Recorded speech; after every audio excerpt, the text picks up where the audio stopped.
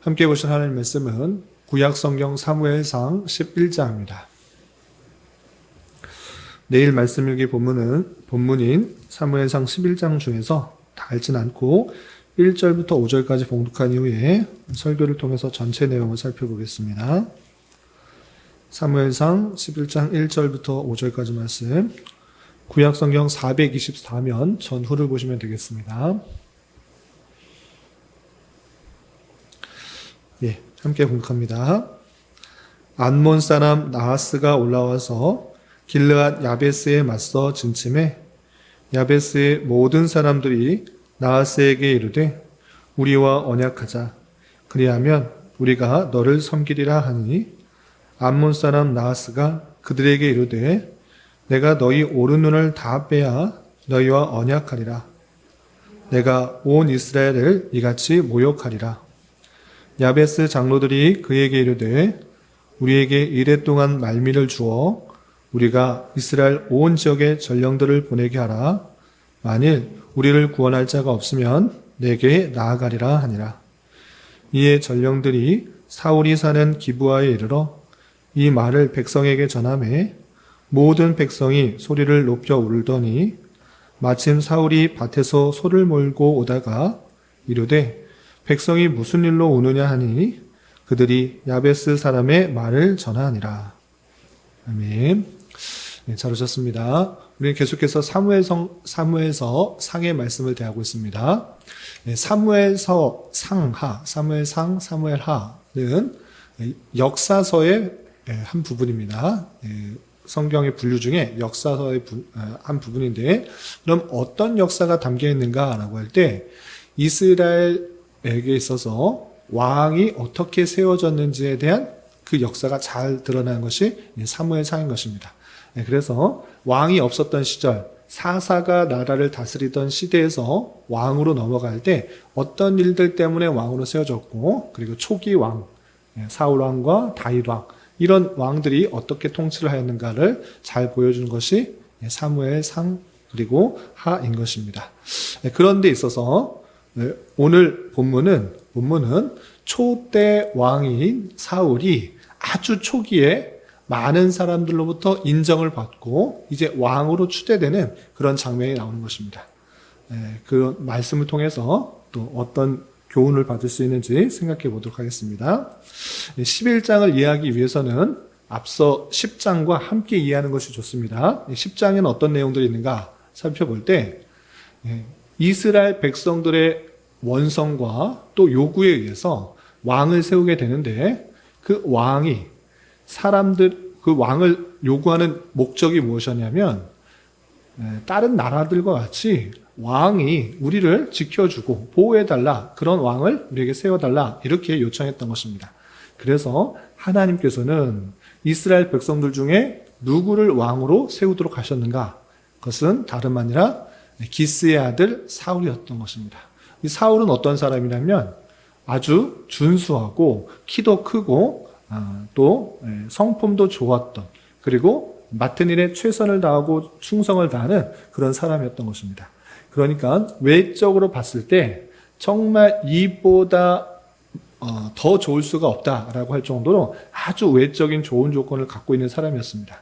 그런 사람을 왕으로 세우도록 하는데 10장에 보면 그 왕으로 세우기 위해서 두 가지 확증을 하는 내용들이 나와 있습니다. 어떤 내용들이 나오는가? 사울에게 있어서 먼저 네가 왕이다. 이것은 사무엘이 그냥 세우는 것이 아니라 하나님께서 세우셨다라는 것을 내적으로 그 마음속에 깊이 깨닫게 하기 위해서 세 가지 징조를 보여줍니다. 그래서 사울이 앞으로 이런 일이 나타날 것인데 이것을 통해서 이것은 사무엘이 왕으로 세운 것이 아니라 하나님께서 세우신 것이라는 것을 너 마음속에 깊이 깨닫도록 하는 것입니다. 그리고 두 번째는 그 사울이 하나님께서 나를 왕으로 세우셨다, 이렇게만 알면 소용이 없는 것입니다. 많은 백성들에게 하나님께서 이 사람을 사울을 왕으로 세우셨다는 것을 확증하기 위해서 또 다른 증표를 보입니다. 그것은 무엇이냐? 제비 뽑기 하는 방법을 통해서 알려주는 것입니다. 그래서 이스라엘 백성들을 다 모아놓고 미스바라는 지역에 다 모아놓고 제비를 뽑았더니 어떤 지파가 베냐민 지파가 나오고 또 거기서 뽑았더니 기스의 지파이 나오고 거기서 또 뽑았더니 사울이 뽑혔던 것입니다. 이렇게 제비를 뽑는 방식으로 왕을 세우는 것을 통하여서 하나님께서 세우셨다라는 것들을 외적으로 모든 사람들에게 알려주도록 하는 것입니다. 이렇게 사울 개인에게 있어서 하나님께서 나를 왕으로 세우셨다라는 것들을 확증해 주셨을 뿐만 아니라 외적으로도 모든 백성들에게 제비 뽑을 것을 통하여서 왕이 되었다는 것을 확증하면서 이제 이스라엘 백성들에게 왕은 사울이라는 것을 공표했던 것입니다. 그런데 중요한 것은 이렇게 하나님께서 하나님의 섭리 가운데 사울을 그들이 원하는 왕으로 세우셨을진데 그 모든 사람들이 사울을 왕으로 인정하는 것이 아니라 인정하지 않는 사람들이 있는 것입니다. 그래서 10장 17절 보시면 어떤 불량배는 이르되 이 사람이 어떻게 우리를 구원하겠느냐 하고 멸시하며 예물을 바치지 아니하였다라고 표현하고 있습니다. 이렇게 불량배들 그 하나님께서 세우셨다라고 분명히 증표를 보여주셨음에도 불구하고 따르지 않은 사람들이 있었던 것입니다.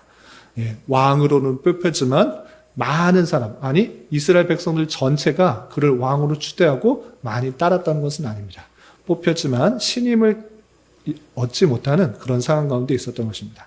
그런데 오늘 말씀을 통해서 모든 백성들이 사울을 정말 왕으로 추대하고 신임하는 그런 결과를 낳는 그런 사건이 나옵니다. 어떤 사건이 있었는가 내용을 보도록 하겠습니다.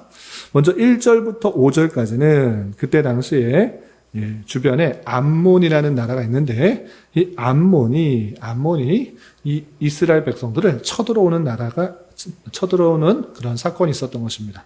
그래서 1절에서 보시면 암몬 사람 나하스가 올라와서 길르앗 야베스에 맞서서 진침해 야베스의 모든 사람들이 나하스에게 이르되 우리와 언약하자. 그리하면 우리가 너를 섬기리라 라고 말합니다.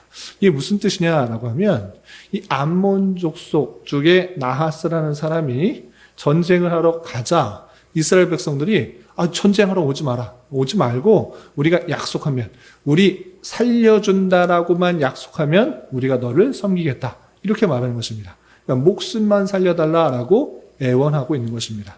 그런데 이렇게 애원하는 그 말에도 이 나하스, 암몬 사람 나하스는 어떻게 하는가? 싫다. 내가 목숨을 살려주겠다고 언약을 안 하겠다.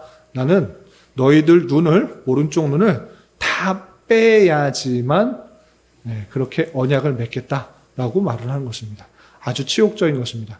그냥 살려주겠다라고 말하면 니네들이 언제든지 또 공격할 수 있으니 너희들을 다 눈을 빼서 그렇게 종으로 삼겠다. 이렇게 모욕적인 언사를 하는 것입니다.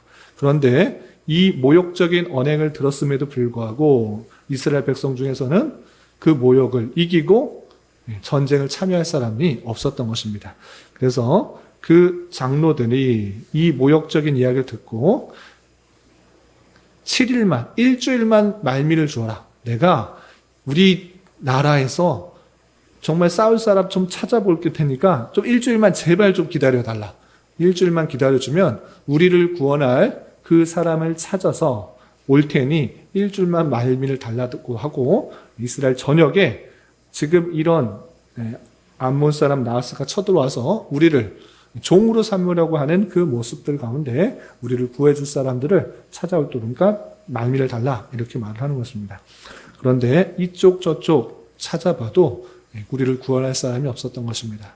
그래서 백성들이 소리 높여 또 목 놓아 우는 그 모습을 보게 된 것입니다. 이렇게 적들이 쳐들어왔을 때 한 사람도 우리를 구원할 수 없다라는 소식을 듣고 백성들이 대성통곡하며 슬퍼하는 것을 누가 듣느냐? 사울이라는 사람이 듣는 것입니다. 이 사울은 왕으로 선출되었음에도 불구하고 왕으로서의 통치 모습을 보지 못한 채 백성들이 슬퍼 우는 것을 보고 가만히 있지 못한 것입니다. 그래서 하나님 앞에 나아가고 하나님의 영이 그를 감동하여서 크게 노하면서 이렇게 행동을 취한 것입니다. 그래서 소 2마리를 잡아다가 각각 다 자릅니다. 다 잘라가지고 소를 자르는 그 모습들, 그리고 잘려져 있는 소의 모습, 그렇게 아름다운 모습이 아닌 것입니다. 그런데 이 소 2마리를 다 잘 조각을 내어서 각 지파에게 쫙 보냅니다. 그러면서 하는 말이 어떤 말이냐? 지금 암몬 사람들과 전쟁을 할 것인데 이 전쟁에 참여하지 않은 사람은 이 소와 같이 조각을 하겠다. 이렇게 엄히 경고하는 것입니다. 그래서 그 이스라엘 사람들이 다 모여서 전쟁에 참여하게 됩니다. 그래서 총 모인 사람의 수가 얼마나 되느냐? 33만 명. 어마어마한 사람들이 모여서 이 전쟁에 참여하게 되는 것입니다. 그리고 사울은 그 모인 사람들과 함께 그 암몬 지역에 새벽에 침투하여서 다 기습작전을 통해서 그 암몬 사람들을 다 쳐 부수게 되는 것입니다. 그래서 이스라엘 백성들은 그 암몬 사람들 때문에 두려워서 벌벌 떨고 있었는데 사울에 의하여서 기습작전이 성공하고 큰 승리를 가져오게 됨으로 말미암아 이 백성들은 사울을 어떻게 하겠습니까? 사울을 따르게 되었던 것입니다. 아, 저 사람이면 정말 우리가 왕으로 섬길 수 있겠다. 이렇게 신임을 얻게 된 것입니다. 그래서 백성들이 모여서 어떻게 하는가? 이제 저 사울을 우리 진짜 왕으로 모시자라고 해서 길갈로 모이도록 하고 그 길갈에서 정말 백성들이 융숭하게 사울을 왕으로 추대하는 일이 발생하는 것입니다. 그런데 여기서 백성들 중에 일부가 사울에게 이런 말을 합니다. 어떤 말이냐? 당신이 제비 뽑혀서 왕으로 세워졌을 때 당신을 비웃고 모욕하고 따르지 않았던 사람이 있습니다. 그것은 그 사람들 찾아내서 다 없애버리십시오. 당신의 왕권을 튼튼히 하려면 그 사람들 다 죽여 없애야 됩니다. 라고 사울에게 조언을 합니다. 그런데 사울은 이 조언에 어떻게 반응했을까요? 그렇게 하지 않고 그를 살려두라. 이 날은 하나님께서 이스라엘 중에 구원을 베푸신 날인데 어찌하여 그 사람을 죽여서 구원을 무너뜨리냐라고 해서 그들을 용서하고 관용한 마음으로 그들을 구원하도록 하는 것을 보게 됩니다. 이렇게 사울은 왕으로서의 모습들을 잘 갖추가며 백성들에게 인정을 받게 되는 그런 모습들이, 그리고 공식적으로 사람들에 의해서 왕으로 추대되는 모습들이 11장에 나오는 것입니다. 이 내용을 통해서 교훈받을 수 있는 것들을 3가지로 정리하겠습니다. 첫 번째, 암몬이 이스라엘 백성들을 침공하게 되었는데 그 침공할 때 당시 그 순간만을 보면 참으로 낙담되고 좌절되고 눈물을 흘릴 수밖에 없는 그런 상황입니다. 우리는 정말 나하스처럼 강력한 그런 군사가 없는데, 강력한 용사가 없는데, 그런 저 사람하고 대적할 사람이 없는데 저 사람이 쳐들어와서 아주 모욕적인 말을 하고 있다. 그 순간에는 참으로 힘들고 어렵고 낙담되고 좌절될 만한 그런 상황이었습니다. 그런데 그 사건이 어떤 결과를 낳았습니까? 사울을 통하여서 이스라엘 백성들이 전혀 손상되지 않고 그 암몬 군사들을 무찔렀을 뿐만 아니라 사울이 왕으로서의 인정을 받을 수 있는 아주 좋은 기회가 되었다라는 사실들을 잊지 말아야 될 것입니다. 이것이 아주 중요한 교훈의 핵심적인 것입니다. 그건 무엇이냐? 우리도 이 땅을 살아가면서 당장의 눈앞에 있는 상황 때문에 힘들고 어렵고 좌절되고 낙담되고 원망스러울 때가 대단히 많은 것입니다. 하나님, 내가 이렇게 살려고 하는데 왜 이렇게 힘든 일이 발생합니까? 왜 이렇게 어려운 일이 발생합니까? 왜 이렇게 이해할 수 없는 일들이 발생합니까? 라고 눈앞에 보이는 일만 보면, 표면적인 일만 보면 정말 낙담되고 좌절되는 일이 생길 수 있는 것입니다. 그런데 그 사건을 통해서 하나님께서 보여주시는 그 놀라운 섭리의 역사가 있다는 사실을 우리는 잊지 말아야 될 것입니다. 이 암몬 사람 나하스가 쳐들어온 것은 사울이 모든 백성들로부터 인정을 받고 왕으로 추대되기 위한 하나님의 놀라운 섭리 역사였다라는 사실들을 잊지 말아야 할 것입니다. 그러므로 우리는 때때로 힘들고 어려운 일들이 있을 때 그 당장의 일로 말미암아 낙담하거나 좌절하지 말고 그 이면에 하나님께서 이 어려운 일들을 어떻게 해결해 나가실까, 어떻게 바뀌어 나가실까, 어떻게 인도하실까를 경험할 수 있는, 또 깨달을 수 있는 기회로 삼아 하나님의 어떤 신들을 잘 깨달아야 될 것입니다. 우리의 기대와 소망보다 훨씬 더 선한 것들로 이끄시고 역사하실 하나님의 섭리를 잘 깨달을 수 있는 저와 여러분이 되시기를 주님의 이름으로 부탁을 드립니다. 그리고 사울이 그 이야기를 듣고 쳐들어왔다라는 이야기를 듣고 소 2마리를 잘라서 전쟁에 참여하라라고 병사들을 모았던 것을 보게 됩니다. 그런데 여기서 아주 중요한 표현이 있습니다. 자기의 힘으로, 자기의 능력으로, 자기의 생각으로 이 일을 계획했다라고 표현하지 않고 어떻게 표현하는가?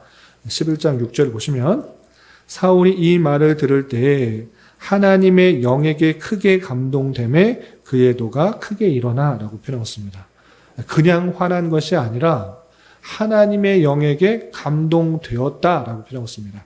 하나님께서 그에게 감동함을 주어서 그 화가 나게 되고 그 울분을 통하여서 하나님의 그 선한 일이 일어나게 된 것을 보게 되는 것입니다. 이러한 것처럼 우리 또한 내 힘과 내 노력과 내 열심과 내 분과 내 노를 통하여서 일을 하는 것이 아니라 성령 하나님의 감동하심을 받아 성령님과 동행하며 하나님께서 원하시는 것들이 무엇인지를 잘 생각하며 행하는 자가 되어야 된다라는 사실들을 잊지 말아야 될 것입니다. 내 힘, 내 능력, 내 계획, 내 열심 이것이 아니라 하나님의 백성은 늘 하나님과 동행하며 성령의 감동하심에 따라 성령께서 우리를 이끄시는 그 인도하심에 따라 살아가도록 해야 되는 것입니다.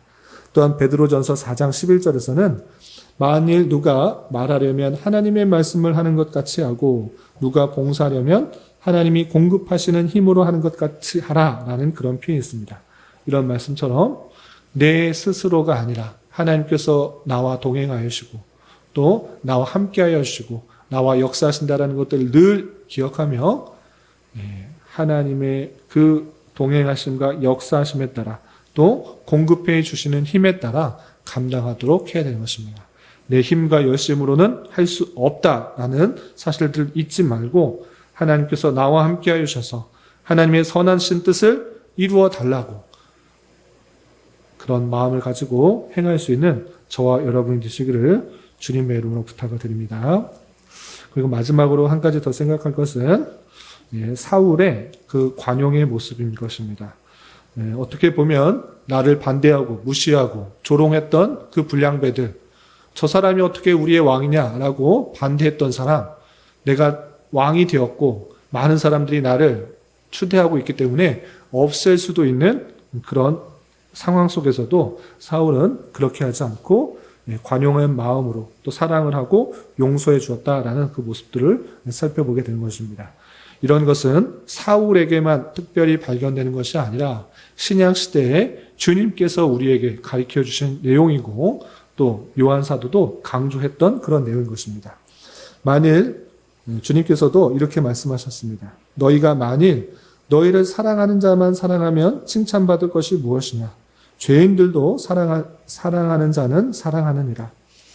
너희가 만일 선대하는 자만 선대하면 칭찬받을 것이 무엇이냐?